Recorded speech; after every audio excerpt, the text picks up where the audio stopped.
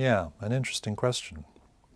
I'm a philosopher, so maybe you're expecting me to now, denounce what these people are saying, because they're saying that philosophy doesn't have a whole lot to do with whether we should be atheists or not, which would of course make the hiddenness argument completely irrelevant. It's a philosophical argument, not a scientific argument, right? So how should we respond to this attitude? Well, I think most charitably, I'm a Canadian, so I'm naturally inclined to be charitable right at the start.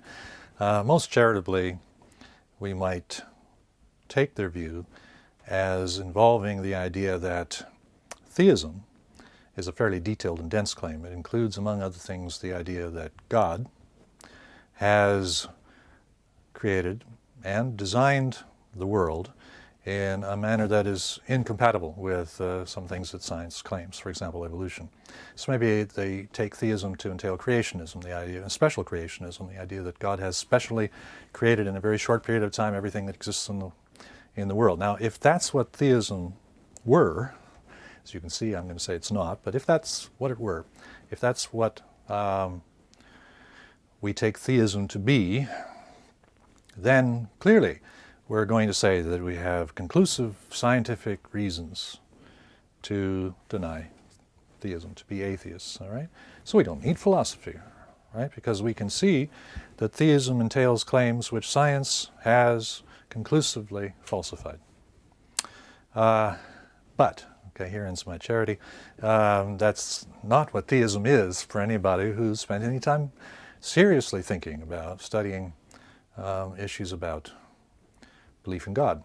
Now, I mean, clearly there's some theists who hold that view, but that's a view that includes a whole lot more than just straight theism. You could be a straight theist believing in God, the creator of the universe, being that has all power, all knowledge, all goodness, and love, and you could pack into it all kinds of subtle philosophical content, and a lot of people do. And now you've got a conception of God that clearly requires some kind of philosophical response, some kind of philosophical analysis, first of all, so we can understand what's being claimed, philosophical arguments back and forth to see whether there's any good reason to think that such a being exists. Science might have some role to play, but it wouldn't all by itself be usable as a way of showing that this claim is false. Now, some of the people that are mentioned here, I expect some of these scientists who say that philosophy doesn't have much value are inclined to say they're not terribly interested in that idea of God. Okay? And I think now they show their true colors, because I myself am inclined to think that these people, at least on matters of religion, are not thinkers. We shouldn't construe them as thinkers. They are activists. These are people who see how a certain form of religion, that sort of creationist religion I was talking about earlier, special design and so on, and the belief in that sort of religion on the part of many people, especially in parts of North America, Europe too, stands in the way of the progress of science. Okay? And these are people who are really, really frustrated at how, for example, belief in evolution doesn't just spread around the world, right? And they would like to make that possible, and so they naturally are inclined to resist this sort of belief. This is what they're interested in, this kind of belief. As activists, they want to get rid of this kind of belief.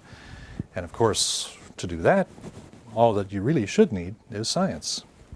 But if we're thinking about theism, and we're not just activists, we want to be taken seriously as thinkers on the matter, then immediately we're going to bump into issues about which only philosophy can really illuminate us, potentially.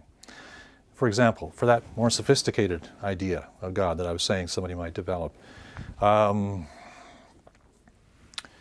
are you going to refute that using science? What's your best bet?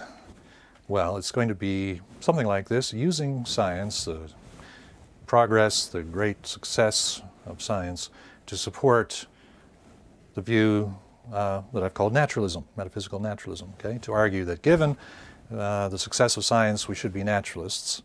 Naturalism entails atheism, and so we should be atheists. But now notice what you've done. You've started doing philosophy, okay? So it seems to me there's a kind of dilemma here. Either you're people like this, either they're going to be activists or thinkers, okay? You have to decide. It's fine to be activists, I'll jump on that bandwagon. But if they want to be taken seriously as thinkers, immediately immediately for any discerning person, they're going to have to take philosophy seriously. And in fact, you're going to have to do philosophy. So that's at least an initial response to this question.